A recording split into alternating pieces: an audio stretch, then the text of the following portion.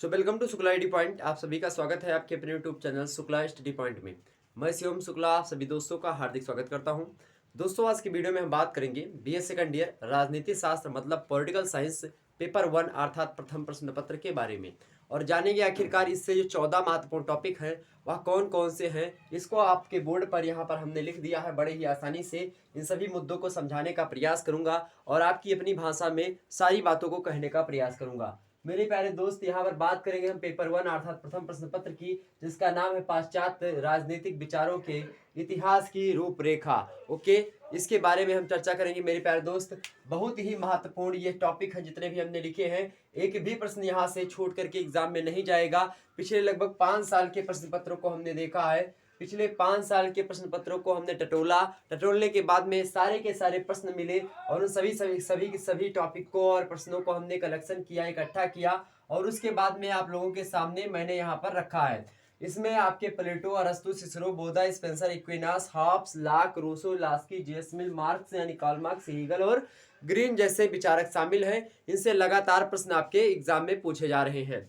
अब मेरे प्यारे दोस्तों, प्लेटो से किस प्रकार के प्रश्न पूछता है, अरस्तु से कैसे, सिसरो से कैसे, बोंदा से कैसे, स्पेंसर से कैसे, एक्विनास से कैसे, हॉब्स से कैसे, लॉक से कैसे, रूसो से कैसे मेरे प्यारे दोस्तों, और उसके बाद में मेरे प्यारे दोस्तों जेम्स मिल से कैसे पूछा जा रहा है प्रश्न, और इसी के साथ साथ हीगल से, ग्रीन से, इन सभी से किस प्रकार से, कार्ल मार्क्स से कैसे प्रश्न पूछे जा रहे हैं, इसके बारे में हम चर्चा करेंगे। लास्की से किस प्रकार के प्रश्न एग्जाम में बने हैं, उन सभी मुद्दों को देखने का प्रयास करेंगे।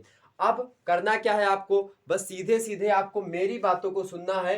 लगभग मेरे प्यारे दोस्तों, अगर इन सभी टॉपिक्स को आपने तैयार कर लिया तो लगभग आपको आपके मतलब एग्जाम में अगर अच्छे तरीके से आपने लिख लिया, मेरी कॉपी लेखन शैली जो हमने आपको बताई थी, कॉपी कैसे लिखे, उस वीडियो को नहीं देखा तो उसको देख लेंगे। उन सभी को देखने के बाद में आप जो है उनमें विस्तारता को देते हुए इन सभी मुद्दों से जो प्रश्न पूछे जाएंगे इनको जब लिखेंगे इस शैली से, जो हमने कॉपी लेखन में आपको बताई थी कि आंसर राइटिंग कैसे करें, और रीडिंग स्किल हमने बताया था, रीडिंग स्किल डेवलपमेंट, हमने राइटिंग स्किल डेवलपमेंट के बारे में आपको समझाया।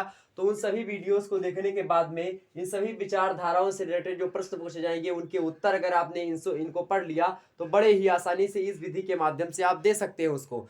तो मेरे प्यारे दोस्त, आपको लाना है अगर एग्जाम में 80% करना है टॉप आपको बीए में, अगर बीए में टॉप करना 80% से भी अधिक नंबर आएंगे, मैं तो मिनिमम मान रहा हूँ 80% नंबर अगर इन सभी को पढ़ लिया, मिनिमम बोल रहा हूँ मेरे प्यारे दोस्तों।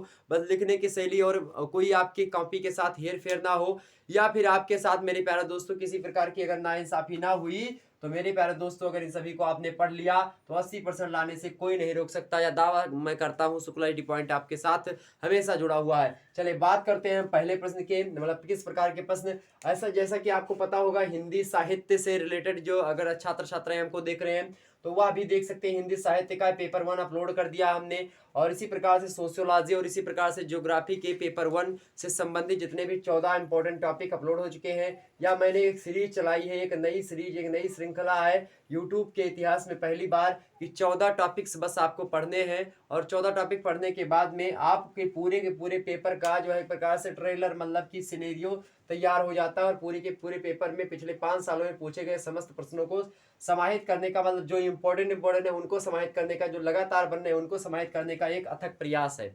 ओके, तो इसको आप लोगों को बड़े ही ध्यान से वीडियो को देखना है। मैं एक बार फिर से बोल रहा हूँ, वीडियो को लास्ट तक देखना है। वीडियो में अगर मजा आती है तो लाइक करिए, अगर मजा नहीं आती तो बिल्कुल लाइक करने की आवश्यकता नहीं है, लेकिन अगर आपको मेरी मेहनत पसंद आ रही तो भी लाइक करने की आपको आवश्यकता पड़ेगी मेरे प्यारे दोस्तों। तो आप लाइक कर दीजिएगा, अपने हिसाब से चैनल को सब्सक्राइब वगैरह कर दीजिएगा, और उसके अंदर शेयर कर दीजिएगा। चलिए बात करते हैं पहले टॉपिक की, पहले मुद्दे की, प्लेटो। प्लेटो दैट इज मोस्ट इम्पोर्टेंट आपके पॉलिटिकल मैन है ये, मतलब कि जो प्लेटो महोदय हैं इनके बहुत सारे विचार हैं। प्लेटो एक प्रकार से विचारक की श्रेणी में आते हैं, और प्लेटो के बारे में बात की जाए तो इन्होंने शिक्षा से संबंधी बहुत सारे विचार दिए। साम्यवाद का सिद्धांत इन्होंने दिया, शिक्षा से संबंधी भी सिद्धांत दिया है, आदर्श राज्य की भी कल्पना करके इन्होंने अपने विचार दिए हैं। साथ ही साथ न्याय का सिद्धांत भी प्लेटो का बहुत ही ज्यादा महत्वपूर्ण है। अब यहाँ पर 4 मुद्दे निकल करके आते हैं जो कि इनसे एग्जाम में पूछे जाते हैं।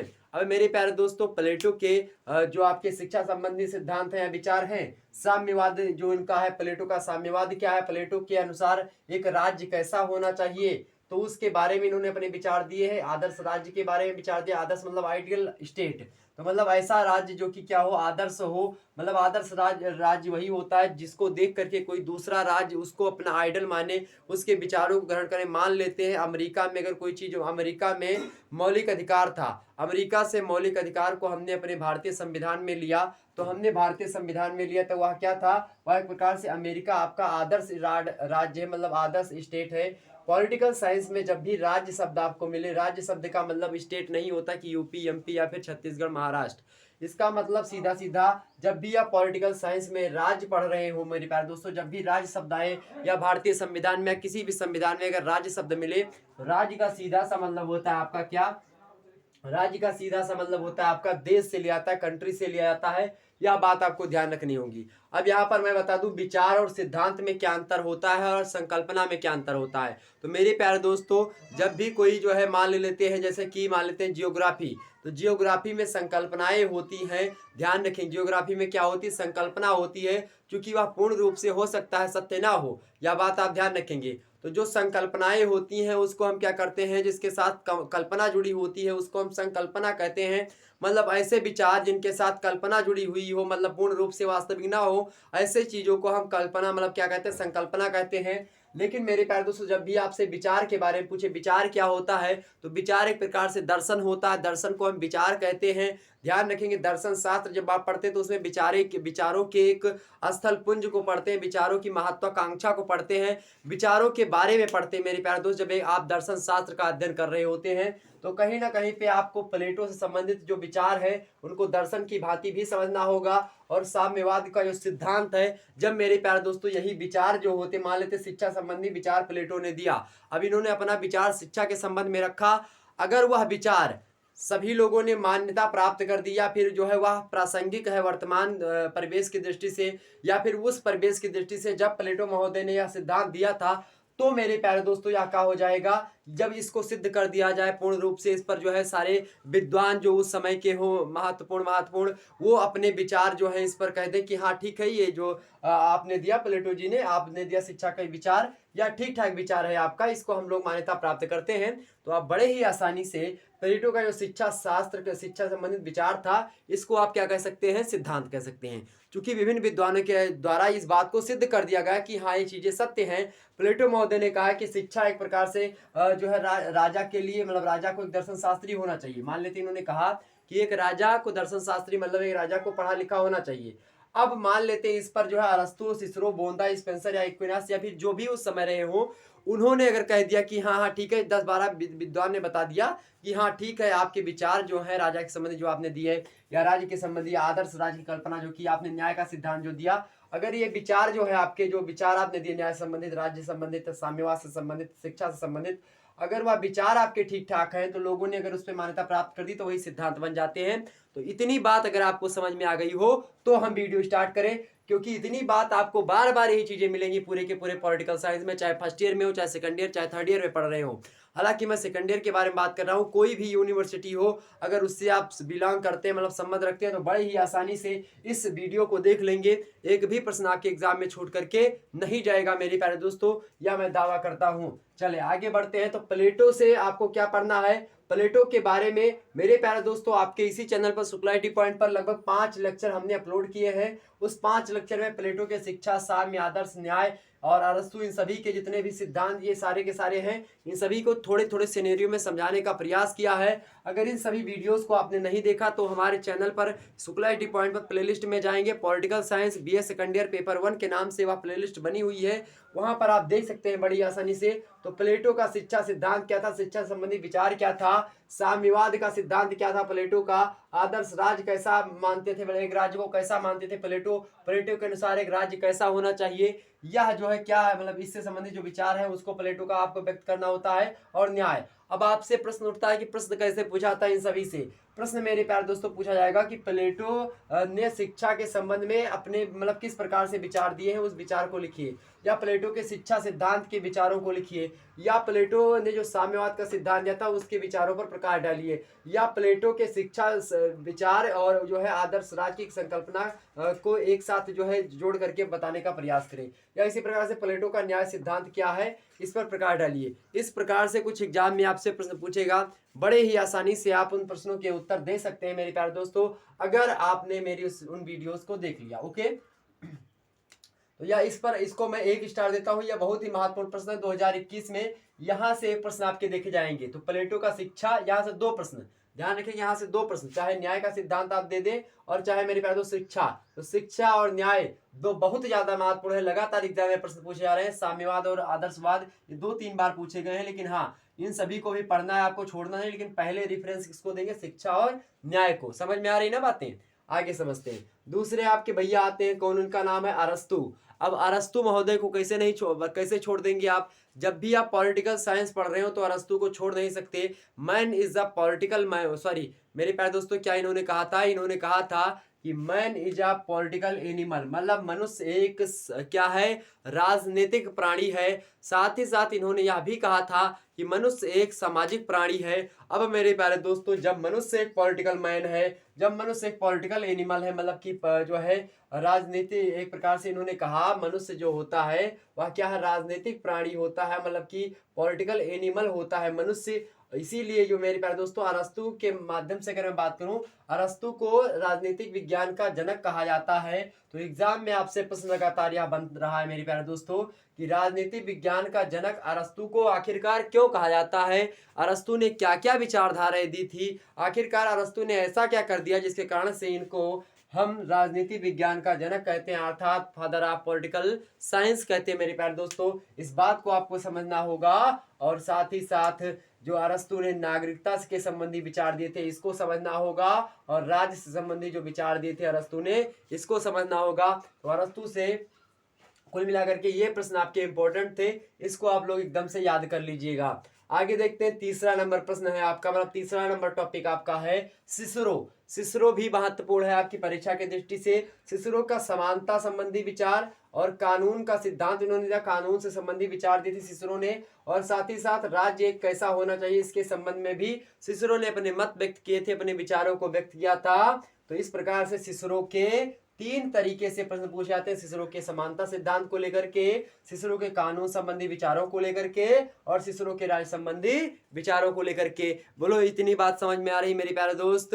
बिल्कुल समझ में आ रही होगी। मैं एक कोई रॉकेट साइंस तो पढ़ा नहीं रहा हूँ, बड़े ही आसानी से आप लोगों की भाषा में, अपनी भाषा में, बोलचाल की भाषा में आपको बता रहा हूँ। तो सिसरो का समानता संबंधी सिद्धांत, कानून संबंधित उन्होंने क्या विचार दिए थे, राज्य संबंधित क्या विचार दिए थे, इसको आपको बता देना है। इसी प्रकार से मेरे प्यारे दोस्त,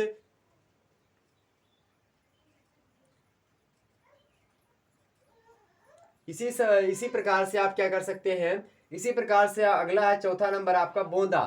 अब बोधा जो है आपके, यह कौन है, यह एक प्रकार से विचारक हैं और राजनीति शास्त्री हैं ये एक प्रकार से। तो बोधा से एक इनका सिद्धांत फेमस है, संप्रभुता का सिद्धांत। और बोधा का संप्रभुता सिद्धांत कैसे होता है, संप्रभुता अगर आपको ना समझ में आए तो अंग्रेजी में आप इसको समझिए, इसको सॉवरनिटी कहते हैं या फिर सॉवरन कंट्री कहते हैं। ध्यान रखेंगे, संप्रभुता एक प्रकार से क्या होती, मान लेते हैं आपसे एग्जाम में कभी कभी ऐसे प्रश्न पूछता है कि क्या भारत एक संप्रभु देश है या संप्रभु राज्य, देश नहीं पूछेगा, क्या भारत एक संप्रभु राज्य है। तो अगर है तो उसकी व्याख्या कीजिए, फिर उसके क्यों है, इसके बारे में आपको बता देना है। तो इस प्रकार से आप बड़े ही आसानी से इसको बता सकते हैं। समझ में आ रही ना बातें? चले, एक्चुअली में वहां से पिक्स जो है ले रहे थे, इसलिए खड़े हो गए। चले आगे देखते हैं। तो सिसरो का समानता संबंधी सिद्धांत, कानून, राज्य हो गया। बोधा का संप्रभुता का सिद्धांत बहुत ही फेमस है। संप्रभुता या संप्रभु वह चीज होती है, मान लेते हैं ऐसी कंट्री या ऐसा राज्य या ऐसा देश मेरे प्यारे दोस्तों, जो कि आंतरिक और बाहरी रूप से क्या हो, पूर्ण रूप से स्वतंत्र हो, आंतरिक मुद्दों में खुद ही डिसीजन लेता हो, बाहरी मुद्दे में खुद ही डिसीजन लेता हो। इस प्रकार के राज्य को, इस प्रकार के देश को, इस प्रकार के कंट्री को मेरे प्यारे दोस्तों हम संप्रभु कंट्री कहते हैं, मतलब उसको हम संप्रभुता वाला देश कहते हैं। समझ में आ रही बात है ना? मतलब जैसे मान लेते हैं अगर भारत पर अभी भी कॉमनवेल्थ, मान लेते हैं भारत कॉमनवेल्थ का हिस्सा है, लेकिन अभी भी महारानी विक्टोरिया का अगर शासन यहाँ पर होता, कहीं पर मान लेते युद्ध लड़ने, अगर भारत और चाइना से युद्ध छिड़ गया, तो भारत और चाइना से युद्ध छिड़ गया मान लेते हैं, तब इस पर अगर महारानी विक्टोरिया अपना डिसीजन लेती कि हाँ भारत की सेना को कहाँ मतलब कब लड़ना है, कैसे लड़ना है, किस प्रकार से लड़ना है, तो अगर यह चीजें महारानी विक्टोरिया करती तो भारत एक संप्रभु देश ना होता। लेकिन भारत पूर्ण रूप से संप्रभु कंट्री है। हम भारत के लोग भारत को एक संपूर्ण प्रभुत्व संपन्न समाजवादी पंथ निरपेक्ष बनाने के लिए 5 प्रकार की स्वतंत्रता, इसी प्रकार से और तमाम प्रकार के जो है समानता, न्याय संबंधी बहुत सारे आप पढ़ते हैं कि एतद् द्वारा इसको अंगीकृत, अधिनियमित और आत्मसमर्पित करते हैं। आपने पढ़ा होगा भारतीय संविधान की प्रस्तावना में लिखा है। तो भारत क्या है, एक संप्रभु देश है। और वह संप्रभु का जो विचार दिया था तो उसको किसने दिया था, बोंदा ने दिया था। इसीलिए यह जो है इस सिद्धांत से लेकर के प्रश्न इनसे लगातार पूछा रहा कि बोंदा के संप्रभुता सिद्धांत की व्याख्या करते हुए उसको भारतीय जो है हिसाब से मतलब कि भारत में उनके कौन कौन से विचार लागू हैं इसको बताएं, या फिर सीधे पूछेगा बोंदा के संप्रभुता सिद्धांत की व्याख्या कीजिए, आलोचनात्मक व्याख्या कीजिए या समालोचनात्मक व्याख्या कीजिए या विवेचना कीजिए, कुछ भी पूछ सकता है आपसे। ओके, लिखना आपको वही है बस। बीए में आपको विवेचना, आलोचना या फिर आपके जो है प्रकाश डालिए या फिर इसका जो है पूर्ण रूप से इसको विस्तृत कीजिए, टिप्पणी कीजिए, कुछ भी पूछे आपसे तो बीए में मेरे प्यारे दोस्तों वही लिखना होता है जो कि आपको पता हो। मान लेते हैं आपने बोंदा संबंधी संप्रभुता सिद्धांत में जो भी पढ़ा है, हमने हमारे चैनल पर हमने बना दिया बोंदा का संप्रभुता सिद्धांत, 5 लेक्चर में सारे के सारे को समाहित कर दिया, उसको देख लेंगे। तो यहाँ पर आपने कुछ भी पता आपको संप्रभुता वही लिख देंगे, बिल्कुल उसमें घबराने की आवश्यकता नहीं। बीए में है ना, यूपीएससी की तो आप जो है लिख नहीं रहे हैं। यूपीएससी में आपको विवेचना, आलोचना, समालोचनात्मक में अंतर देखना होता है पिछले शब्दों में। चले, तो बोंदा का जो सिद्धांत है आपका संप्रभुता का, उसके बारे में यहाँ पर आपको एग्जाम में पूछा जाएगा। साथ ही साथ अगला आपका आता है राजनीतिक विचार। तो बोंदा के क्या क्या राजनीतिक विचार थे इसके बारे में आपसे प्रश्न पूछेगा कि बोंदा के राजनीतिक विचारों पर संक्षिप्त टिप्पणी लिखिए या बोंदा के राजनीतिक विचारों पर विस्तार से वर्णन लिखिए। अब राजनीतिक विचार, चूंकि संप्रभुता का सिद्धांत भी राजनीतिक विचार है, या आप नहीं बोल सकते। अगर बोंदा ने राज संबंधी विचार दिया होगा तो वह भी राजनीतिक सिद्धांत है। कानून संबंधी, समानता, नागरिकता, कुछ भी अगर इन्होंने दिया बोंदा ने और जो कि एक प्रकार से राजनीतिक पहलू के अंतर्गत आता तो वही राजनीतिक विचार हो जाएगा। ओके, तो एक प्रकार से जब राजनीतिक विचार पूछे तो आप संप्रभुता का सिद्धांत भी इसमें लिख सकते हैं, संप्रभु के बारे में भी इसको समझा सकते हैं बड़े आसानी से आप कि इस प्रकार से मेरे प्यारे दोस्तों यह भी संप्रभु जो है एक प्रकार से राजनीति के क्षेत्र से ही बिलोंग करता है, इसलिए राजनीतिक विचार में बोंदा का आप संप्रभुता सिद्धांत भी लिख सकते हैं। नेक्स्ट है आपका स्पेंसर। स्पेंसर मेरे प्यारे दोस्तों, यह इनका पूरा नाम है हर्बर्ट स्पेंसर, और कहीं ना कहीं पे मनुष्य एक सामयों की भांति कार्य करता है, मनुष्य एक जीव रचना होता है। या फिर इसी प्रकार से स्पेंसर के अन्य विचार है, व्यक्तिवादी विचार इन्होंने दिया, व्यक्तिवादी विचारों को लोगों की मान्यता प्राप्त हुई, वह सिद्धांत बना। इसी के बाद में इन्होंने विकासवादी सिद्धांत भी दिया जो कि डार्विन का विकासवादी सिद्धांत था। वह डार्विन का विकासवादी जो सिद्धांत था मेरे प्यारे दोस्तों, उस विकासवादी सिद्धांत को इन्होंने जो है प्रतिपादित करते हुए मनुष्यों पर लागू करने का प्रयास किया हर्बर्ट स्पेंसर ने। यह एक प्रकार से समाजशास्त्री भी हैं और जो है एक प्रकार से क्या है मेरे प्यारे दोस्तों, ध्यान रखेंगे जब एक व्यक्ति जो है बहुत जानकार हो जाता है और एक प्रकार से जब कोई व्यक्ति दर्शन शास्त्री या विचारक हो जाता है तो विचारक व्यक्ति जो होता है वह समाज शास्त्र, शिक्षा शास्त्र और राजनीतिक शास्त्र या इसी प्रकार से अन्य क्षेत्रों से भी जो है बिलोंग कर जाता है। जैसे अरस्तु महोदय को देखेंगे, इन्होंने कहा था man is a social animal, man is a political animal. इन्होंने कहा था मनुष्य एक सामाजिक एवं राजनीतिक प्राणी होता है। तो कहीं ना कहीं पे ये सोशियोलॉजिस्ट भी इनको कह सकते हैं। इसी प्रकार से इनको हम मेरे प्यारे दोस्तों चूंकि यह राजनीति विज्ञान के जनक है तो इनको हम राजनीति शास्त्री भी कह सकते हैं, है ना बात। चलिए आगे देखते हैं।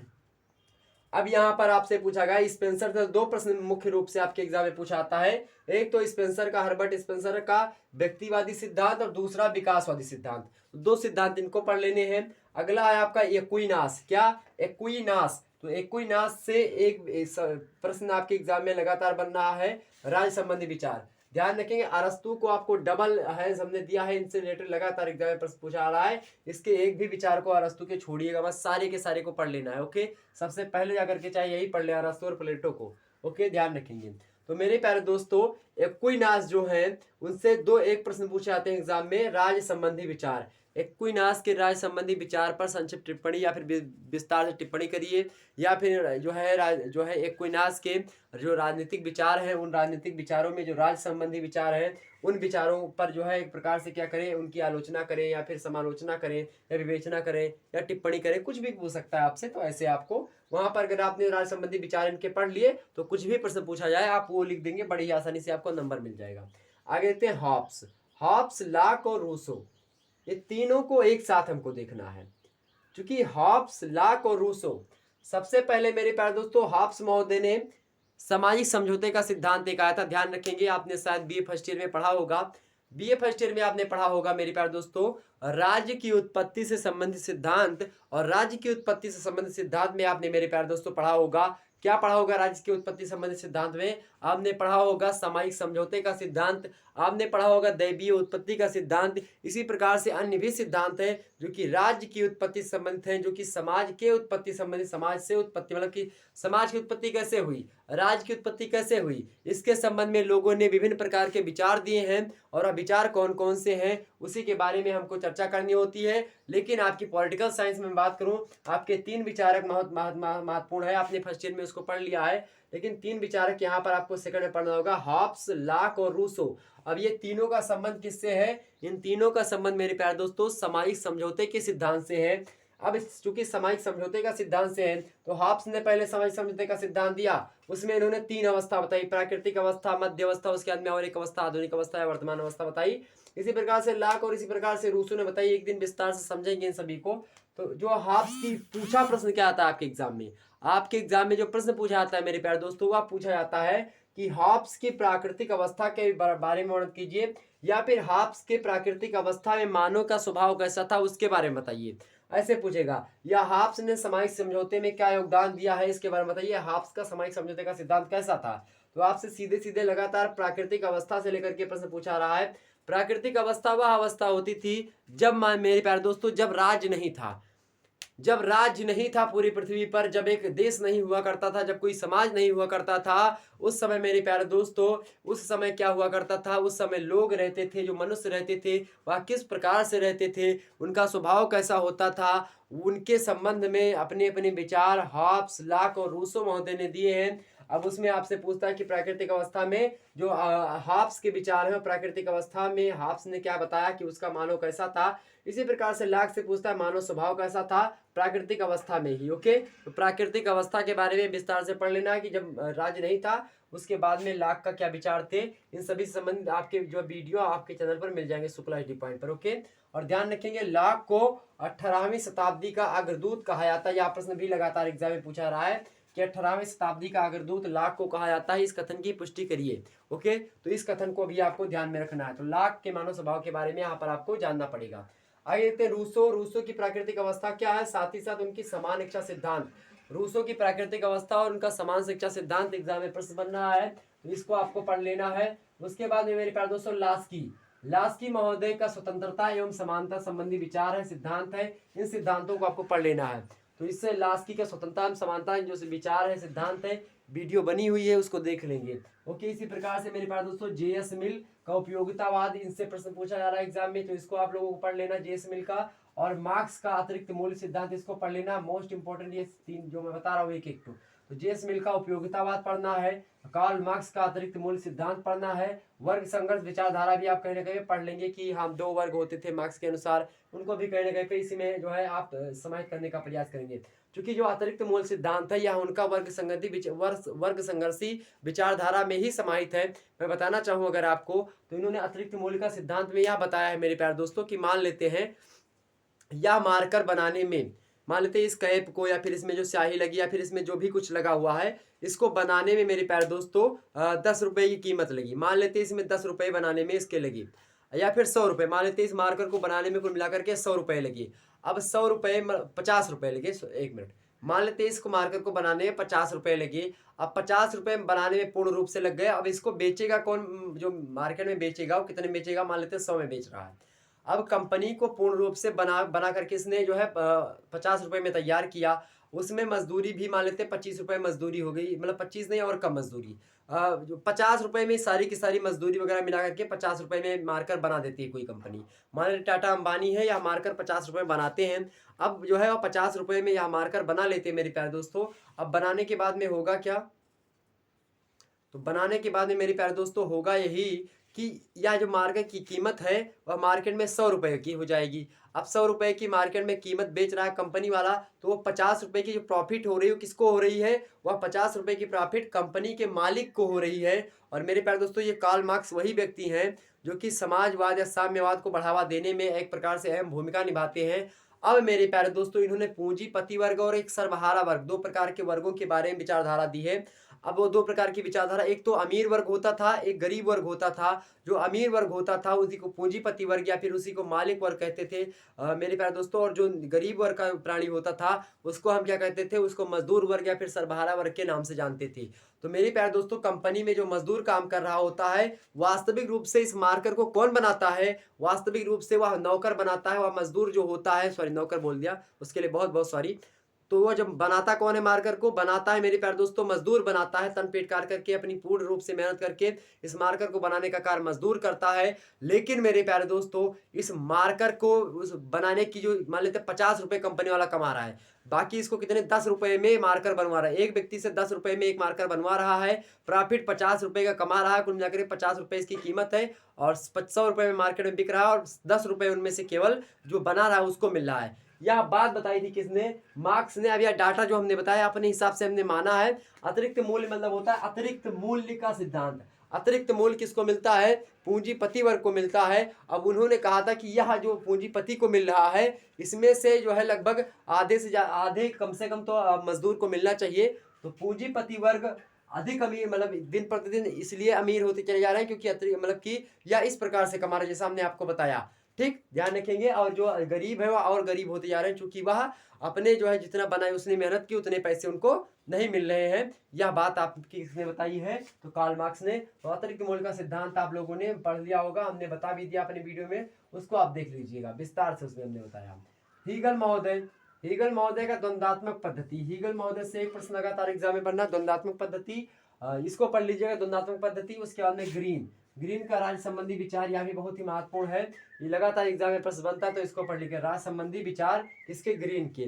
तो ये थे मेरे प्यारे दोस्तों 14 मोस्ट इंपोर्टेंट टॉपिक जो कि परीक्षा की दृष्टि से बहुत ही महत्वपूर्ण थे।